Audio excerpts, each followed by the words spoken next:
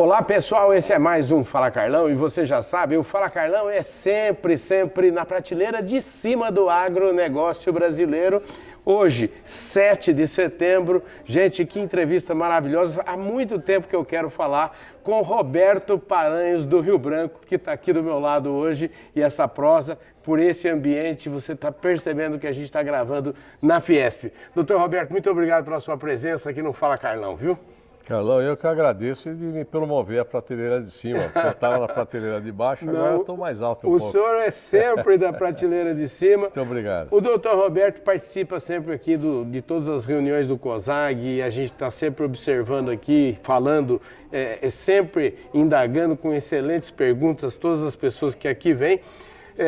Eu queria antes aqui já pegar um pouco dessa nossa fórmula do programa, que eu digo que ninguém nasce presidente, no caso do senhor presidente da Câmara de Comércio Brasil-Índia, ninguém nasce fazendeiro, todo mundo tem uma história. E o senhor deve ter uma história maravilhosa, porque esse sobrenome do senhor me faz pensar que o senhor em algum momento foi um diplomata.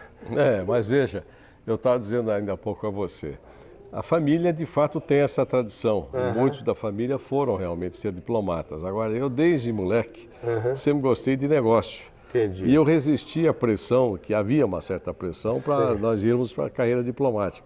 E eu queria dizer a você por um lugar, um posto maravilhoso, ser embaixador, é fantástico. Agora, eu assisti parentes que viveram momentos difíceis, e primos principalmente, porque não é tanta maravilha assim, é uma carreira belíssima, tem um papel importante para o nosso país, mas eu sempre preferi o lado de negócio. Eu com 15 anos de idade já tentava investir em ações na Bolsa, etc. Fui fazer Fundação Getúlio Vargas, então realmente eu sempre fui por esse caminho.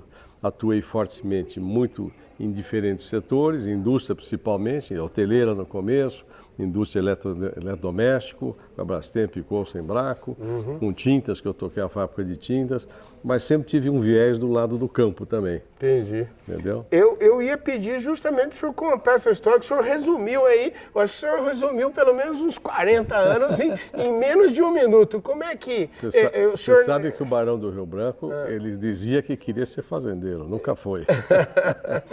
Como é que é o seu parentesco aí com o Barão do Rio Branco? Ele é meu bisavô. Né? Então, eu tive essa influência. Meu pai chegou a conviver com ele até acho que 8, 10 anos de idade.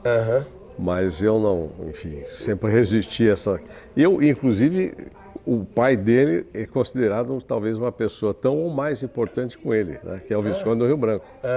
Mas o Barão, ele foi o consolidador das fronteiras no momento em que a mídia da época era muito já mais aberta. Eu acho que, de fato, ele teve um reconhecimento extraordinário, porque poucos países no mundo têm suas fronteiras consolidadas. E grande parte realmente se deve ao trabalho dele. Agora, o senhor falou de negócio. Quando é que o senhor falou assim, não, eu vou estudar, vou ser... Como é que foi seu primeiro negócio? Olha, eu, meu início de vida em negócio, fui trabalhar nos diários associados. Não diga, então o senhor já tem um pé na mídia. Então eu tive a satisfação, eu quis trabalhar desde novo, meu pai queria dizer que não, que era errado, então com 17 anos eu fui trabalhar, e aí fui para os diários associados, trabalhando primeiro na área administrativa, depois trabalhei um pouco na área de jornal, acabei depois, mas sempre mais na área comercial, que eu gosto muito, e acabei depois terminando na TV Tupi. Mas aí eu fui convidado quando fomos fazer o Hotel Hilton da Avenida Ipiranga, aquele prédio redondo. Nosso grupo ganhou o direito de ser fazer todos os hotéis Hilton do Brasil. Mas não foi uma experiência interessante para nós, mas foi para mim uma experiência extraordinária, porque a gente teve que renegociar muita coisa, etc. E fizemos uma revolução na indústria hoteleira no Brasil, porque tudo que o Hilton queria não existia aqui no Brasil. Queria importar tudo, e nós aqui não se importa nada. Então, nós fizemos todo um trabalho de desenvolvimento, desde tapete, talheres, cortinas, máquinas, equipamentos, enfim, tudo praticamente. Então, isso me propiciou uma experiência extraordinária aqui e fora do país. Então, acho que a partir daí eu fui evoluindo. Trabalhei 2 vezes em governo de São Paulo, porque eu sempre achei que eu gosto de política. que é muito fácil dar palpite, vai para o outro lado da mesa e tenta fazer. É verdade, isso aí o senhor falou uma coisa que eu tenho valorizado muito, os amigos que entraram na política, isso é muito importante. Pois inclusive aqui na casa fiz parte do grupo, que era o Luiz Eulálio Vidigal, o Carlos Eduardo Moreira Ferreira, que acaba de falecer, e tantos, Cláudio Bardella, tantos amigos, que queriam realmente uma revolução aqui na Fiesp. Então essa é outra coisa que eu sempre digo, é muito fácil criticar, falar, vai lá e assume, né? Então o grupo se mobilizou e na época o grupo conseguiu ser eleito, como hoje acabamos de ter uma mudança aqui na casa, mas na época foi uma mudança muito mais drástica, muito maior. Eu me lembro disso. Em que se preservou toda a cultura do passado, os líderes do passado. O próprio Mário Amato já não era tão dos jovens, mas grande amigo nosso, acabou também entrando no grupo e houve toda uma renovação. E quando é que o senhor saiu dos hotéis para a indústria?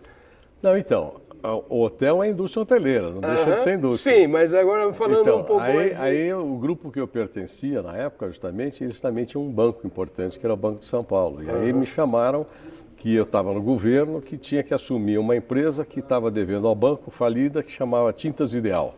E eu consegui, então, reformular, melhorar. E aí o pessoal, eu até fui convidado pelo BNDES, não tinha essa na época, para comprar mais 2 ou 3 indústrias, que o BNDES na época estava fazendo esse tipo de Paulo Vilares, Cláudio Bardella, enfim, criar grupos nacionais em atividades importantes. Só que o meu patrão, nós tínhamos da família uma pequena participação, então chegou e disse, não, meu filho, a sua missão é vestir a noiva para casar a noiva. Então eu fiz isso, consegui fazer ser a primeira empresa brasileira de tintas no ranking das empresas, tendo 2 estrangeiras na nossa frente. Entendi. E aí passamos a ser realmente atraentes para alguém nos comprar. E acabei eu fazendo a negociação sem ganhar nada, para o BNDES financiar a Renner, do Rio Grande do Sul, que acabou virando mais tarde o grande grupo de tintas do Brasil. Acabou comprando outras empresas, outras fábricas. O Tomás, na época, que era o filho do Hugo Hermann, acabou consolidando um grande grupo. Mas depois eu voltei ao governo, também mais uma vez por um espaço curto, porque me chamaram também para outro desafio. O povo não deixa o senhor trabalhar direito no governo, né? Mas é bom a gente ter uma série de experiências, né? E, paralelamente, eu sempre estava atuando no agronegócio. Quer dizer, eu pessoalmente sempre gostei, sempre tive fazenda aqui em Botucatu, a família foi abrir lá no Araguaia, eu mais tarde fui chamado também para ir por causa de um pé na indústria e um pé no agronegócio, para a Associação dos Empresários da Amazônia. Que quem foi o primeiro presidente foi o senhor Hermínio Meto. Entendi. Que mais tarde teve o seu sucessor, que era o Zé Aparecido Ribeiro, que fundou a Nova Mutum. Entendi. Tem um companheiro nosso aqui no COSAG que fundou o Lucas do Rio Verde. Então foram uma série de desenvolvimentos e isso que eu digo, nós fomos com a visão de que o Zé Aparecido gostava de dizer, atrás da pata do boi vai vir a agricultura para cá, e é isso que aconteceu.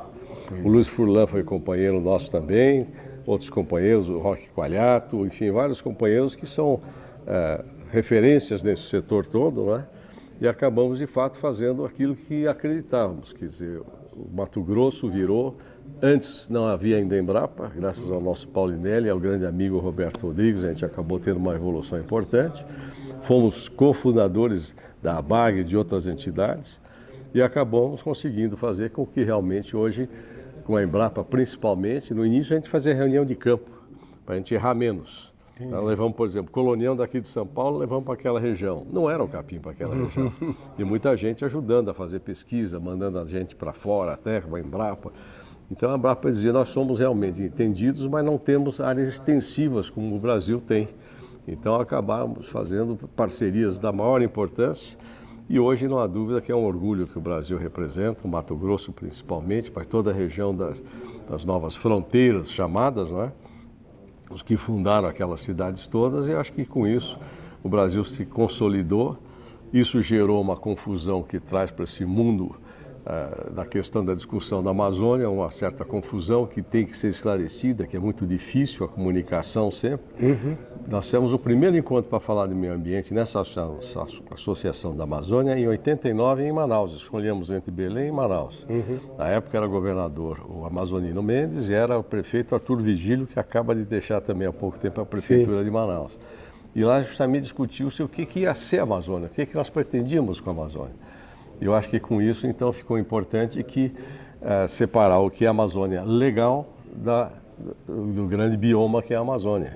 E até hoje essa confusão é gerada internacionalmente, confunde o que é onde nós fomos na Amazônia Legal para fazer o desenvolvimento das novas fronteiras, não é? E eu acho que de fato isso tudo acabou concretizando esse sucesso que o Brasil representa e acabamos de ver uma exposição extraordinária aqui do nosso Jacir, com essa reunião importante, mostrando cada ano recordes de safra, desenvolvimento de safra, novos produtos, novas tecnologias. E o mais legal disso tudo é o seguinte, né, que a gente está vendo todo esse... Se a gente olhar no retrovisor, é uma coisa, nós fizemos uma transformação. Mas olhando no para-brisa e pegando todos os dados do que a gente pode ainda ir muito mais. O agronegócio brasileiro... Muito mais. Não há dúvida, acho que hoje isso foi uma coisa importante. Eu me lembro que a dificuldade que a gente tinha, os preços internacionais, quer dizer, hoje tem um mundo consolidado nesse aspecto. E agora, mais do que nunca, há uma consciência dentro do nosso país. Inclusive tivemos ministros da maior qualidade, como foi o Roberto Rodrigues, como ainda recentemente a Tereza Cristina, o atual substituto dela. Quer dizer, nós temos hoje um elenco de pessoas, vemos hoje aqui o Sérgio fazendo uma exposição, uma equipe brilhante, fazendo estatísticas para dar confiança maior de produtividade, de como realmente ter uma logística mais adequada, que é outro desafio que a gente sabe importante para o país. Mas enfim, estamos no caminho certo. Que não venha ninguém atrapalhar, né? Pois é, que não venha ninguém atrapalhar. Cada desafio nosso é uma oportunidade gigante. A gente tem um desafio, por exemplo, e aí entrando um pouquinho aí do lado do senhor, conhece muito bem a Índia e conhece essa relação Brasil-Índia, e aí eu quero falar um pouquinho da importância do zebu, por exemplo, né? E até aproveitar e mandar um abraço para o pessoal da BCZ, que faz um trabalho brilhante também no desenvolvimento do zebu. Sem dúvida. Mas a pecuária, ao ganhar produtividade, ela vai acabar liberando mais espaço ainda para a agricultura, ou seja, a gente ainda, eu falo assim, está muito eu estou vendo, assim, que o futuro é maravilhoso. Lembrando uma frase do Joemir Betting, falou numa festa de 10 anos do nosso negócio, em 1999, ele dizia o seguinte, que ele gostaria de ser neto de mim mesmo, ele falava. Então, eu tô achando assim, eu tô querendo ser neto de mim mesmo, porque o Brasil é uma potência, né? Você sabe que o meu sogro, ele foi pioneiro em Araçatuba, comentei para você, a fazenda dele, mais tarde também, porque é negócio de família, acabaram vendendo, Fazenda Santa Cecília. Essa fazenda foi vendida por Torres Homem. Sim, claro, eu conheço a Fazenda Santa Cecília. Eu não sabia que abriu aquela fazenda. Nossa, e mais tarde ele foi abrir uma baita fazenda lá no Araguaia. Sim. Né? Então eu sempre acompanhando tudo isso, de fato, sempre o gosto crescente. Liquid Farm, não é isso? A Liquid Farm e mais tarde comprou. Mais tarde comprou. Então, de fato, ele foi pioneiro, ele foi fundador do Clube de Araçatuba, o frigorífico que foi mais tarde dos Maia, também ele que criou, mas enfim. Então é uma relação muito próxima, com muito prazer que eu sempre tive e tenho realmente um amor muito grande por toda essa atividade.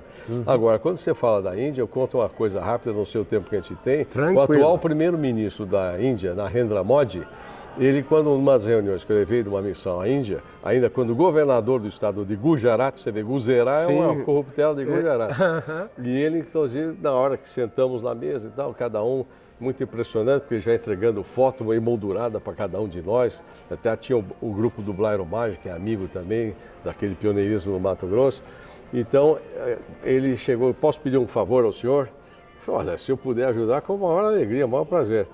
Eu sei que os senhores melhoraram tanto a genética do nosso boi indiano, que eu quero que o meu estado seja o produtor número 1 de leite da Índia. Nós já somos aqui de óleo de mamona, outras coisas, mas eu quero ler. A Índia é o número 1 em leite, como acho que você sabe. Por ele queria que o estado... Então, eu como ainda estava mais ligado a esse assunto todo, como ainda estou, mas mais ainda naquela época, então aproximei a BCZ com a turma dele. Pois é. E nós tínhamos desde então, na época, uma saia justa, que é o Roberto Rodrigues, até como ministro, ajudou muito. Porque nós tínhamos gente do brasileiro contrabandeando para oxigenar o sangue do nosso gado indiano, contrabandeando sêmen, embrião, né? Então, acho que tudo isso evoluiu E ainda acabo de receber o ministro há pouco tempo, não só de Relações Exteriores, mas um mês e meio antes, o ministro que cuida exatamente dessa área animal da Índia. E ele me pediu, eu preciso de uma pessoa competente, que fale inglês, que passe pelo menos 1 ano ou 2 conosco lá na Índia, porque eu quero reestruturar toda essa questão do nosso gado, ainda que a vaca continue a ser sagrada. Eu acho que pouca gente sabe que a Índia é o maior exportador de bife, de carne vermelha. Pois é. Só que é com búfalo. Né? Nós somos realmente o maior plantel comercial do mundo, graças aos indianos, com esse plantel fantástico de 200 e tantos milhões de cabeças que temos. Né? Mas, de qualquer maneira, eu acho que a Índia é uma grande oportunidade. Eles têm procurado, inclusive, ampliar a produção para eles de lentilhas especiais, que nós não temos ainda. A Embrapa está fazendo um trabalho nesse sentido. Já o Blairo tinha feito um acordo, a Tereza consolidou esse acordo na missão do Bolsonaro, foi a melhor missão que a gente teve até hoje, entre muitas, porque as equipes foram muito presentes, né? O Bento com a energia, a Tereza, a agronegócio, enfim, uma série de acordos que foram feitos, apesar da pandemia, eles evoluíram. Sim. Então nós estamos caminhando cada vez mais e a Índia é um país que este ano cresce pelo menos 8%, tem tido um crescimento consistente. Ainda ontem vi uma declaração do CEO da McKinsey Mundial, Sim. que este é o século da Índia, não é a década, é o século da Índia. Que beleza. Porque a Índia tem feito um trabalho extraordinário realmente de investimento. Ela tem 3 pilares básicos, que é educação, alimentação e saúde. Seja o governo que for. Então eles perseguem isso. Isso é uma coisa que o Brasil, infelizmente, muda o jeito para com o que o outro fez, quer ter o... Ainda? Né? Quer ser ele o dono da ideia. A Índia ela tem as suas discussões políticas, é considerada um país de 1 bilhão e 400 milhões de habitantes, que é considerada, é o seu slogan, a maior democracia do mundo, né? E realmente está num caminho extraordinário. Segundo os entendidos, os gurus da economia, em menos de 10 anos a Índia assume a 3ª economia do mundo, né? Então, de fato, é uma coisa fantástica que está acontecendo e o Brasil não pode deixar de ser realmente um parceiro importante, já é, politicamente, etc., mas economicamente nós brasileiros não estamos sabendo aproveitar essa oportunidade. Como é que o senhor foi, quando é que o senhor começou vamos dizer assim, a pôr os olhos e o coração e a mente na Índia, Olha, nessa relação? Eu sempre gostei de história, desde muito novo. Mas a gente tem aquele sonho de infância ao descobrir o que é a Índia, mais ou menos, e tal, de um dia visitar a Índia e que, de fato, é um país extraordinário de culturas, um país de mais de praticamente 5 mil anos de cultura, né? E tudo isso muito bem preservado. Então eu sonhava um dia realmente ter esse tipo de relação. Nunca consegui, eu sempre sou fanático para trabalho. Foi na minha, acho que 25ª visita à Índia que eu visitei o Taj Mahal. Eles me cobrando, a gente vai para o Brasil, vai ver o Cristo Redentor, você não vem aqui no Taj. Porque toda hora tinha uma reunião, alguma coisa, eu dou preferência a isso, ainda que eu goste muito da cultura. Então isso que eu digo, eu acabei tendo muito negócio e desenvolvi muito negócio com a diáspora, que é outra coisa muito importante, que talvez seja a maior diáspora do mundo, ou seja, os indianos que moram fora e que são muito bem-sucedidos. Consta que pelo menos 1/3 do Silicon Valley são indianos muito bem-sucedidos. Eles têm desenvolvimento de planos econômicos para a própria Índia e outros países e também social. Só com a economia nossa andou um pouco para trás, eles tinham até um plano de vir mais forte para o Brasil e ainda tem. Então, a minha relação foi muito mais com a presença muito forte indiana na África, no Caribe, nas Guianas. E eu, como era diretor comercial da Brastemp nessa ocasião, eu acabei depois sendo do grupo todo, do conselho, etc. Mas nessa ocasião, então, eu desenvolvi muito relacionamento com indianos e acabamos fazendo realmente um ótimo trabalho. Então eu sempre persegui essa ideia de que a Índia ia bem, estava se desenvolvendo bem e que era uma oportunidade, e havia alguns poucos indianos aqui no Brasil, principalmente na área de informática e farmacêutica, e alguns brasileiros estavam enxergando essa oportunidade. Nós juntamos isso e hoje o que é um ministro muito importante na Índia, que ele é de Housing, Urban Development e Petrol. Antes ele estava com a aviação civil, que é Hardipur, ele foi embaixador da Índia aqui no Brasil. E com ele, então, a gente acabou desenvolvendo, ele insistiu que tinha que ser um grupo, esse grupo tem que ser uma Câmara de Comércio. Não tinha nenhuma Câmara na ocasião. Então, acabamos criando a Câmara e temos, desde então, feito aqui mesmo na casa, na ocasião, recebemos o primeiro-ministro da Índia, que era Manmohan Singh, onde nós mostramos a eles, que eles não sabiam, do Flex. E é uma das lutas que nós temos tido há muito tempo, e hoje é a tese que é a única luta. Nós já estamos atuando e juntos estamos, a única é membro, inclusive, da Câmara de Comércio, exatamente para que a Índia use mais álcool, mais na mistura da gasolina. A Índia depende de 80% de petróleo, né, importação. Então, acho que tudo isso tem evoluído hoje com muito sucesso, com o Gúcio, o pessoal, o Eduardo também lá, a Souza Leão, da Única, para que realmente a Índia, e já anunciou agora, acho que você sabe disso, até 2024 no máximo, era um plano para 2030, se antecipou agora para 20% de introdução do etanol na gasolina. Então, com isso, dá uma nivelação melhor também no preço do açúcar. Então, vamos todos trabalhando em várias áreas, mas volto a dizer, é uma grande oportunidade a Índia, cada vez maior. Nessa briga hoje, nessa infeliz guerra de Ucrânia e Rússia, geopoliticamente a Índia ganhou um passo maior, né?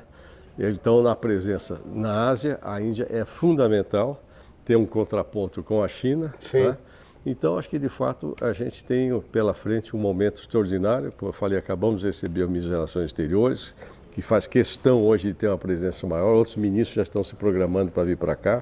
Tem um período agora de transição com a eleição nossa, mas acho que temos que aprofundar e você realmente sim contribuindo para a gente poder divulgar um pouco essas ideias. Poxa, adorei. Deixa eu te falar, infelizmente nosso tempo nós já estamos nos descontos já faz tempo. Eu quero te agradecer muito e também dizer que a gente pode gravar uma segunda parte dessa conversa. O senhor já fica aqui com o compromisso de uma hora dessa, a gente gravar mais uma conversa e tantas outras que o senhor julgar necessárias e inclusive também o lado indiano dessa parceria, se a gente pudesse um dia conversar também, seria muito legal. Acho que o meu público ia gostar muito. Vamos trazer, o atual embaixador é muito ativo, infelizmente ele não fala português, mas acho que podemos trazer algumas das empresas indianas que estão aqui, que possam realmente trazer a sua experiência, falar mais sobre tudo isso e mostrar essa grande oportunidade que existe nas duas mãos. Pois é. O senhor sabe que o senhor falou de empresa... Eles estão investindo mais aqui do que nós lá. Pois é. Esse negócio, o senhor falou de empresa indiana, eu lembrei aqui agora o seguinte, que eu já entrevistei o presidente, que é filho do fundador da UPL, que é indiano, Jay, já esteve aqui no nosso programa Fala Carlão. Olha aí, hoje a UPL é maior aqui no Brasil do que na Índia. E ela é uma multinacional.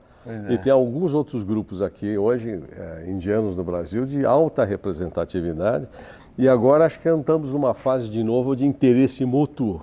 E as coisas acho que vão acontecer numa escala maior. Então, qualquer momento que você achar oportuno, me avisa, vamos trazer alguém que acrescente mais informações maiores e melhores do que eu estou podendo dar novamente. Doutor Roberto, muito obrigado. Eu que agradeço, Carlão. Sempre gentil, atendendo aqui o Fala Carlão, viu? Nós estamos às ordens, viu? Nós também na Câmara de Comércio Brasil-Índia estamos às ordens e obrigado aí por você nos dar essa oportunidade. Maravilha, gente. Conversei aqui com o doutor Roberto Paranhos, do Rio Branco, que é o presidente da Câmara de Comércio Brasil-Índia, dentre tantas iniciativas empresariais que ele já fez na vida e continua fazendo. Muito obrigado. A Índia acaba de comemorar 75 anos de independência. Grandes comemorações. E nós, amanhã, parabéns a todos nós brasileiros pelos 200 anos de independência. Pois é isso aí, gente. Comemorando, na verdade, hoje, 7 de setembro, comemorando o nosso aniversário, a nossa liberdade. Muito obrigado, viu? Eu que agradeço, Carlão. Obrigado a você, obrigado a vocês. Um forte abraço a todos vocês